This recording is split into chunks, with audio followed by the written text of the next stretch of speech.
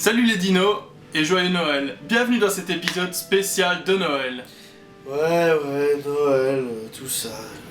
Qu'est-ce que tu fous là, toi? J'ai perturbé la féerie de Noël et toutes ces conneries. Attends, en gros, tu me dis que tu es dans ma vidéo juste pour la pourrir et nous dire à quel point Noël c'est de la merde. Pas besoin de le faire comprendre. C'est pourri. Ok. Je t'empêche pas d'être là, mais au moins fais quelque chose de constructif, je sais pas. Ok, bah parlons d'un film. Ok, parlons d'un film. Just hear those sleigh bells jingling, ring ting tingling too. Come on, it's lovely weather for a sleigh ride together with you. Ah, je n'attendais que ça. Commençons par Noël chez les Muppets. Non mais tu vas vraiment nous forcer à t'écouter parler de ton film de Noël préféré qui dégouline dans la niaiserie et les chansons? Mais... Non! Tête de bite. Moi je vais parler d'un film de Noël. Un vrai film de Noël. Ok, vas-y. Batman, le défi. Wow. Batman le défi? Mais c'est même pas un film de Noël. Ça véhicule quoi comme esprit de Noël, en dehors du fait que ça se passe à Noël? Bah, c'est tout simple. Le pingouin, il se fait virer par ses parents pendant la période de Noël pendant qu'il est gamin, puis il y a des méchants déguisés en cadeaux de Noël géants. Ouais, donc ton argument, il tient pas vraiment la route. Ok. Bah, je vais prendre un vrai film de Noël si tu veux. Ah bah vas-y, mais cette fois-ci pas de blague, s'il te plaît. D'accord, pas de blague. La course aux jouets? Schwarzenegger? Ouais, ça c'est un vrai film de Noël. Bah, pas trop. Bah si, ça se passe à Noël, ça parle d'un père de famille un peu étourdi par son travail, qui va tout faire pour obtenir le jouet du super-héros préféré de son fils. La veille de Noël, c'est un film de Noël. Ouais, mais bon, tu peux pas faire un vrai film de Noël avec comme acteur principal Arnold Schwarzenegger. Conan le barbare. Mais je vois pas le problème, il a fait des tas de films familiaux. Ouais, mais celui-ci... je sais pas. Je trouve que ça prouve quand même que Noël c'est une fête malsaine. Puis c'est ultra commercial. Le père se bat pour un jouet qui est épuisé depuis des lustres. Au point qu'il pète les plombs. C'est pire qu'un Black Friday. Tout ça pour un jouet. Vive Noël. Tiens, d'ailleurs. Le film s'inspire en partie de la fièvre commerciale qui toucha les États-Unis dans les années 1980, lors de la mise en vente des poupées Cabbage Patch, plus connues sous le nom de Butchou, qui était si populaire qu'on a pu voir les parents se disputer les derniers exemplaires dans certains magasins. Tout est fait pour lui briser les bourses. T'as des clients tarés, des Pères Noël mafieux, un facteur qui devient son némésis, et même un reine. Ouais, c'est pas faux. Tout est là pour lui faire péter une case. Puis c'est vrai, regarde Ted, son voisin, c'est un espèce de Ned Flanders malsain, une sorte de Ted Flanders. La preuve.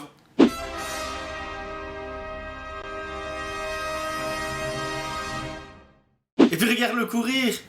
Tu peux pas croire que c'est un père de famille. C'est Terminator.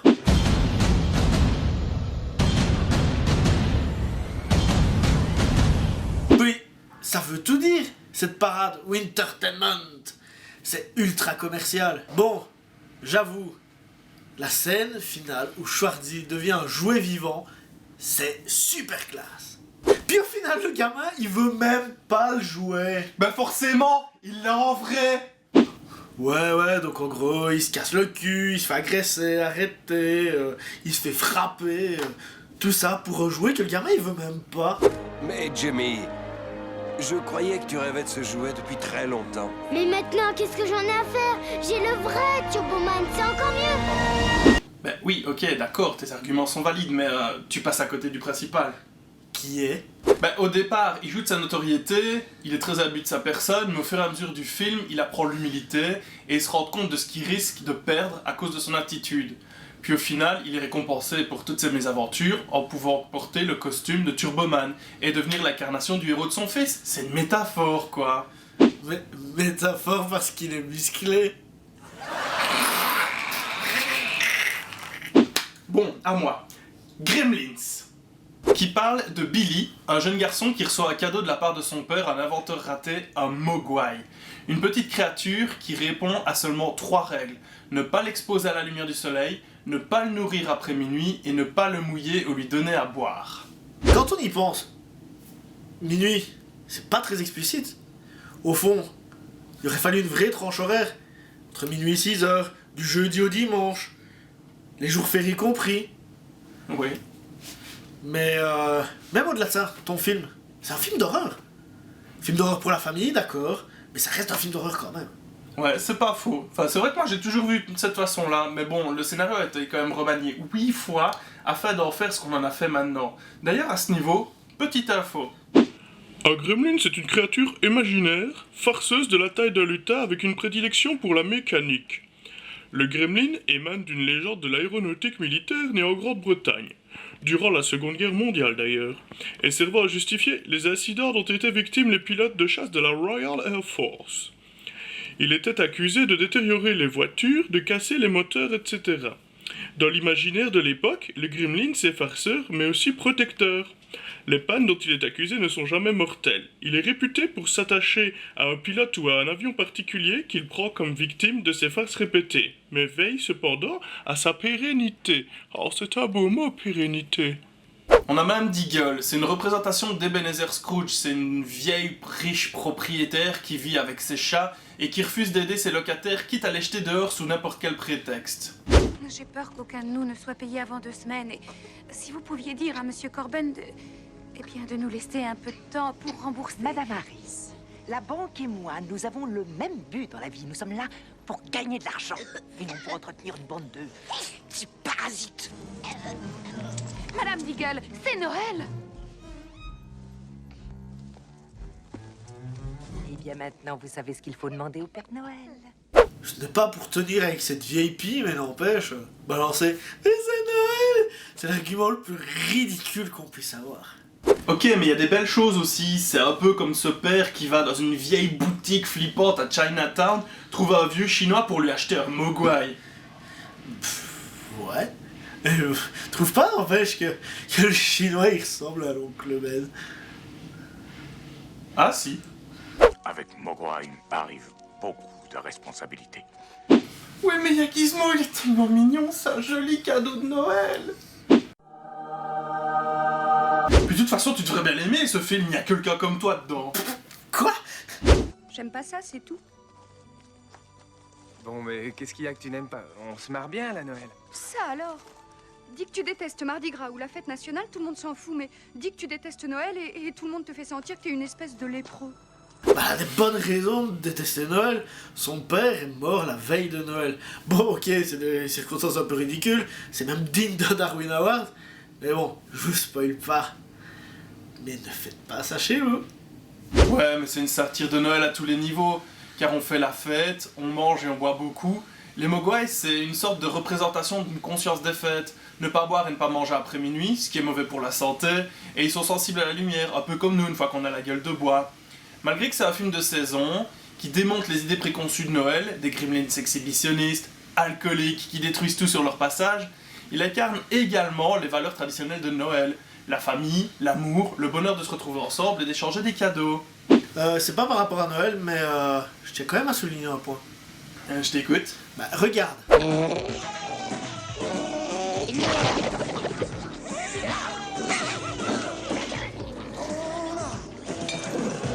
Donc là, t'es en train de me dire qu'ils descendent des bières? Ouais, alors c'est quoi le problème? Bah, l'eau, l'effet se multiplier, et pas la bière. Mais c'est totalement illogique. Oui, mais Et attends, et là, ils marchent dans la neige. Dans la neige. La neige, ça reste de l'eau. Et ça leur fait rien. Ah ouais, tu marques un point là.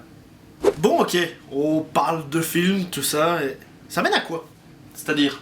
Bah, on se lance la balle comme ça, on parle de films de Noël, c'est cool, c'est chouette, mais ça mène à rien. Bah écoute, je crois que j'ai une bonne manière de nous départager. C'est-à-dire? La jauge de Noël! Quoi? C'est une jauge qui est reliée au micro, qui calcule la puissance de l'esprit de Noël, ou au contraire, la puissance de l'esprit d'anti-Noël que tu génères. N'importe quoi. Mais absolument pas. Vas-y, teste, tu verras. Ok. L'arme fatale. Mec, je crois que tu l'as cassé. Bah non. Mais si. Attends, je fais un test. Noël chez les Muppets. Ah bah... non, ça va, tout va bien. D'accord, mais... c'est n'importe quoi. L'arme fatale, c'est un film de Noël. Ok, ça va. Prouve-moi que j'ai tort. Remise à 0 de la jauge de Noël, s'il vous plaît. L'arme fatale, ça parle de deux flics qui n'ont pas grand chose en commun, mais qui vont devoir faire équipe afin de résoudre une histoire de meurtre et de drogue empoisonnée. Ouais, bon, bah, t'admettras quand même que ça fait pas très Noël, tout ça. Tu me laisses parler, tête de bite. Ok. Le film commence avec une chanson typique de Noël.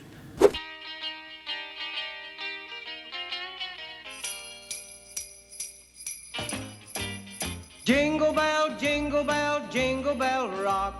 Jingle bells swing and jingle bells rock. On découvre une jeune fille qui sniffe de la neige, puis sort par la fenêtre pour prendre son taxi vers la mort.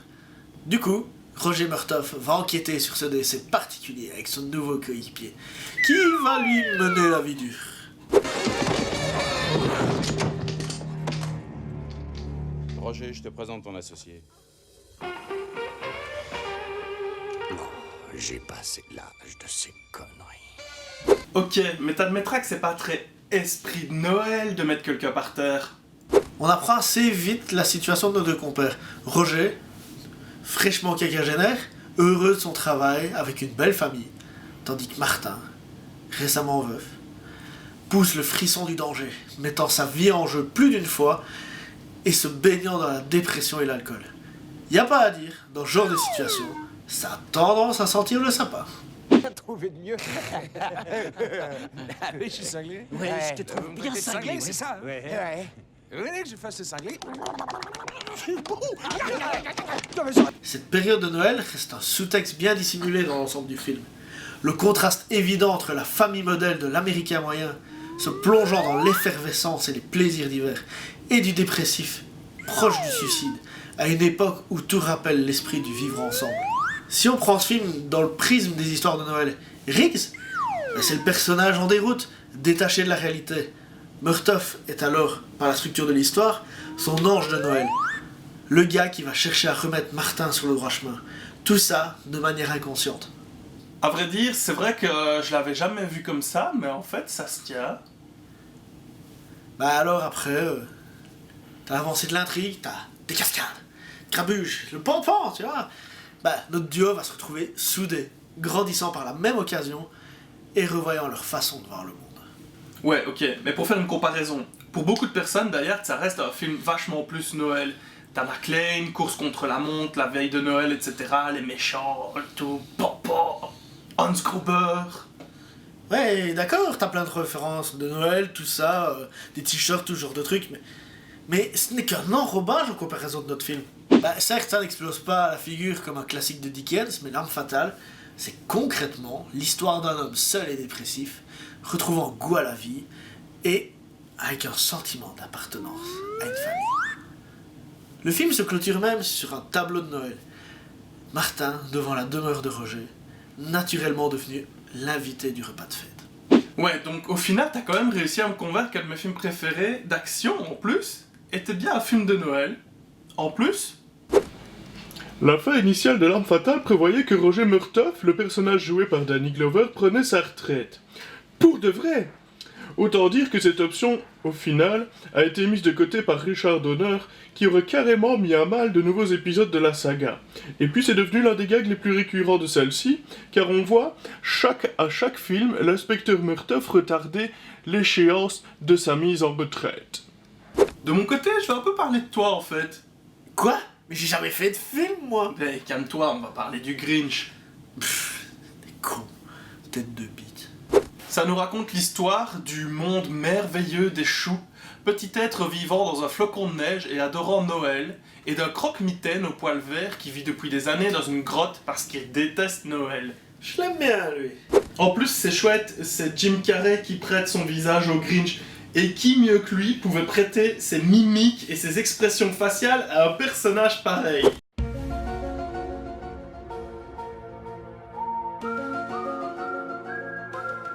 C'est quand même un film qui dispense les valeurs de Noël. La famille, le plaisir de se retrouver tous ensemble pour les célébrations du réveillon, échanger des cadeaux, envoyer des lettres à ses proches. Ouais, mais on parle de rivalité entre voisins pour des guirlandes de Noël.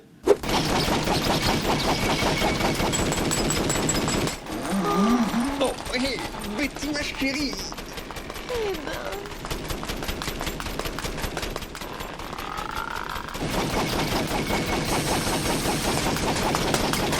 Puis le fait que les choux aient humilié le Grinch, leur manque d'organisation, parce que je te rappelle quand même qu'ils achètent tous leurs cadeaux en même temps, au point où le vendeur est même débordé par le flot de clients, et j'en passe.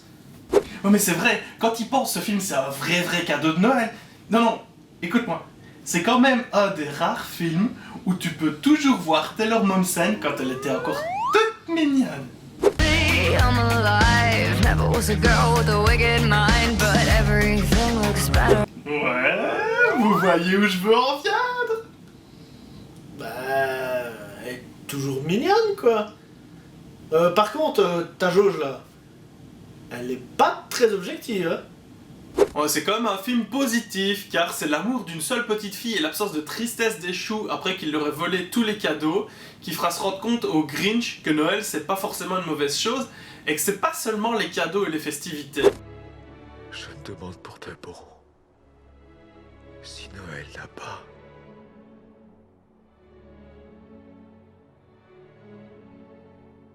peut-être un sens plus profond. En plus, au final, le Grinch ne déteste pas réellement Noël, il déteste les gens, et par extension Noël, qui est juste lié à la plus grosse humiliation de sa vie. Un peu comme toi. Non, mais moi j'étais juste Noël, pas les gens. Enfin, ça passe. Bah voilà, c'était quand même sympa, non? Un débat constructif avec une jauge impartiale. D'ailleurs, on a qu'à regarder ce que ça dit. Quoi? Au centre? Mais le Grinch c'est un film de Noël! Génial! Mais non! C'est au milieu! Génial! Bah si, je t'ai prouvé que Noël c'est pas juste que ces foutaises avec la guimauve, les guirlandes et tout l'enrobage qui va avec. Donc en fait, ce que tu veux dire c'est que... Noël, c'est pas toujours tout rose, tout guimauve, et qu'en fait certaines personnes peuvent le vivre de manière vachement plus douloureuse, mais sans pour autant enlever le sens profond de cette fête, c'est ça? Comprends ce que tu veux. Bon, bah Duc, merci d'avoir partagé cette vidéo avec moi. Tu fais une vidéo de Noël et t'offres même pas de cadeau? Oh putain, ça me fait penser... Je me fais rappeler qu'on a un gagnant de concours à annoncer.